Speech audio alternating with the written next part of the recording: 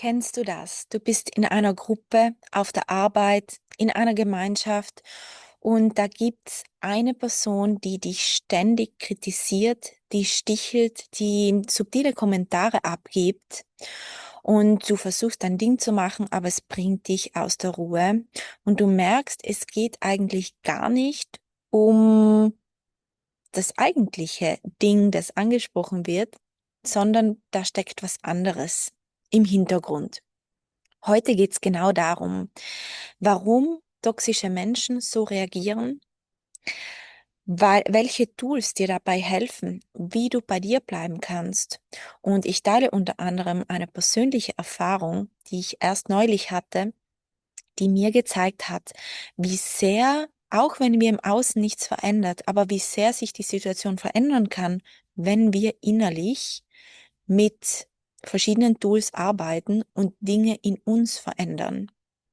Herzlich willkommen, mein Name ist Anja, ich bin Coach für Frauen, Frauenempowerment und ganzheitliches Wohlbefinden. Und zuallererst einmal, warum reagieren Menschen überhaupt toxisch? Das hat mehrere Gründe. Ein Grund kann sein, dass du bestimmte Qualitäten lebst, die die andere Person nicht hat oder sich nicht erlaubt.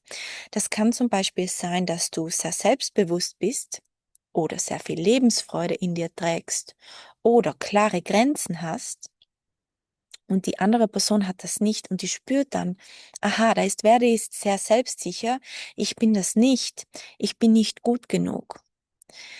Ich reiche nicht aus, so wie ich bin falsch, ja, was auch immer da dann hochkommt, die spürt dann diesen Selbstwert, den sie nicht hat und die fühlt sich dann unterbewusst angegriffen. Und so braucht diese Person eine Kontrolle, eine Fläche, ja, eine Projektionsfläche, die dann du bist, die dann die unschuldige Person ist, die das auslöst. Und so kommt dann diese Attacke in Form von einer Kritik. Und es kann aber auch sein, dass diese Person einfach überfordert mit sich selbst, mit ihren eigenen Themen, mit ihren eigenen Schatten und aber nicht die notwendige Arbeit macht, die eigene Schattenarbeit. Und es muss aber irgendwo raus, ja? Und so wirst auch du in dem Moment zur Projektionsfläche und du wirst also unbewusst angegriffen. Ja, einfach weil du dieses Gegenteil lebst. Und hier ist ganz wichtig zu verstehen, dass es nichts mit dir zu tun hat, dass es nichts mit deinem Wert zu tun hat.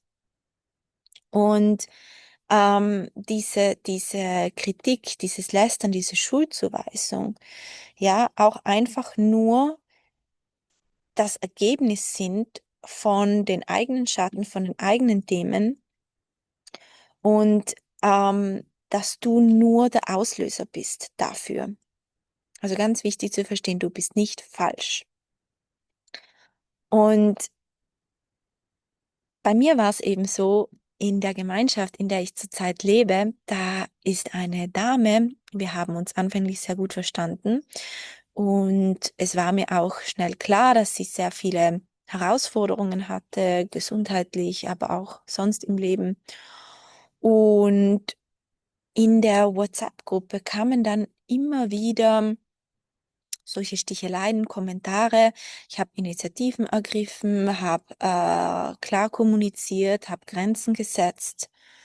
Und ja, da kamen immer wieder Kommentare wie, das ist nicht eine Art und Weise, wie man Dinge macht. Das ist falsch. Also immer wieder ging es wie eben, also Kritik auf mich. Und ich habe verstanden, dass es nichts mit mir zu tun hat. Aber natürlich hat es auch irgendwo was mit meiner Energie gemacht, weil ich einfach gesehen habe, okay, Dinge werden nicht konkret angesprochen, sondern nur eben, es werden Dinge kritisiert, aber es geht hier nicht um das eigentliche Thema. Und so habe ich dann begonnen, mich energetisch vorzubereiten und innerlich, also Affirmationen zu sagen und mit mir zu arbeiten. Und so hat sie das dann gespürt. Also war da auch okay, komplett in Stille zu sein und da auch keinen Raum mehr zu geben. Und das hat sie dann gespürt und dann wurde ich wie uninteressant.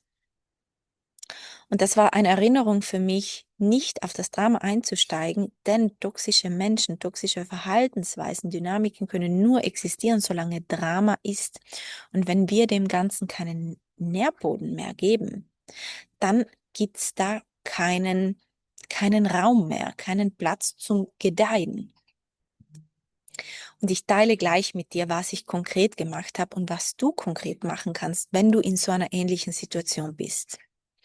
Das Tool Nummer 1 ist die energetische Vorbereitung. Wenn du weißt, du gehst in ein Meeting, in eine Besprechung, in ein Treffen, was auch immer, auf die Arbeit, wo du auf diese Person triffst, dann kannst du dich am Morgen am besten täglich dir vorstellen, wie dich ein weißer Schutz, ein goldenes Licht, was auch immer umgibt, und in diesen Schutz, in diese Kugel, die um dich ist, da kommt nichts rein.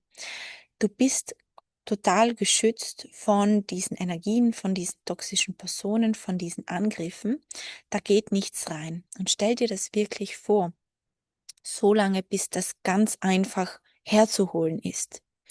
Und sag auch gleichzeitig Affirmationen wie: Ich bleibe bei mir und es gibt hier keinen Raum für Drama.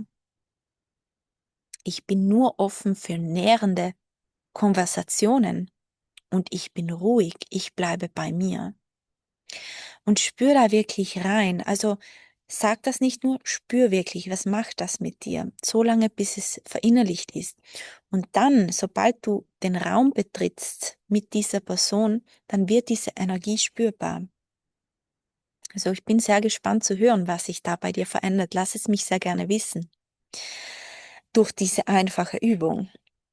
Ein weiteres Tool ist, dass du keinen Raum mehr gibst für dieses Drama. Wie gesagt, solange dieser Nährboden, diesen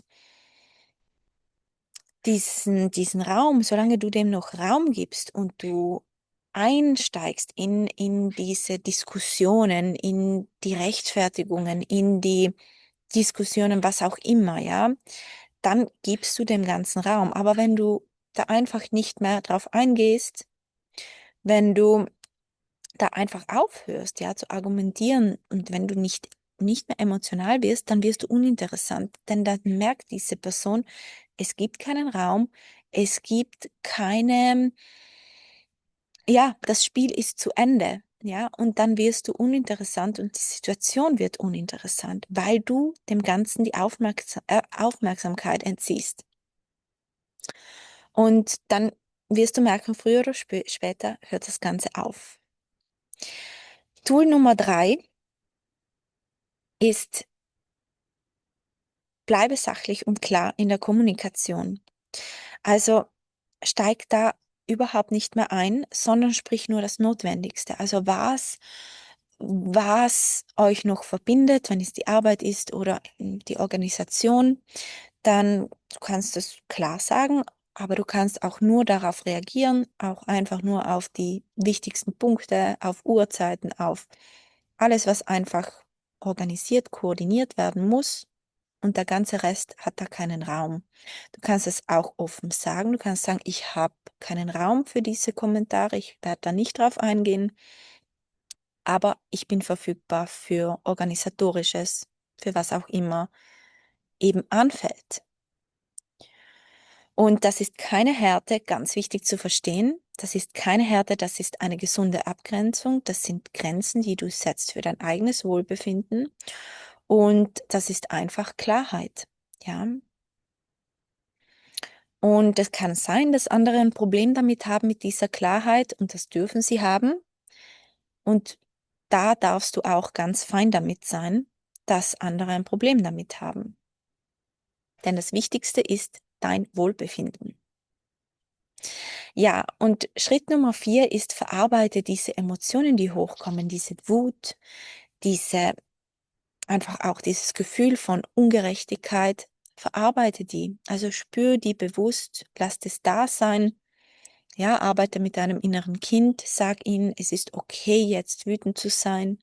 Es ist okay, dass du das fühlst.